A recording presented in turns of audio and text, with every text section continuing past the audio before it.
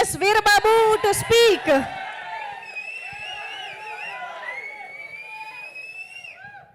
బాగుందండి, ఇంకొంచెం అరవండి. బాగుంది. బయటకు వచ్చి సంవత్సరం అయింది కదా, ఎప్పుడో మ్యాట్ స్క్వేర్ కరెక్ట్గా మార్చ్ 28 అనుకుంటూ వచ్చింది మ్యాట్ స్క్వేర్. అప్పుడు వచ్చాను మీ అందరి ముందు. But before that 1 minute sir, media వాళ్ళందరికీ హలో. మళ్ళీ సంవత్సరం తర్వాత కలుస్తున్నాం. మనం Q&Aలో మాడుకుందాం సార్. ఇది వాళ్ళకి వదిలేద్దాం సార్. ఇది మాకు స్ట్రిక్ట్ కాదు వీరు మాకు స్ట్రిక్ట్ ఆర్డర్స్ వచ్చాయండి ప్రొడ్యూసర్ నుంచి. ఎట్టి పరిస్థితులు 2 నిమిషాలకి ఎక్కువ మాడితే మైక్ లాగేసుకుంటా అన్నారు. అందుకని నేను ఎక్కువ మాట్లాడను.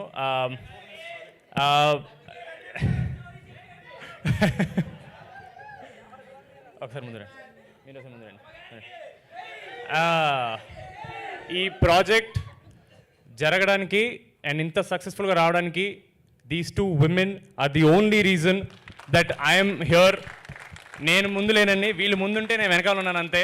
I'm so glad that both of them have taken this project on the shoulders.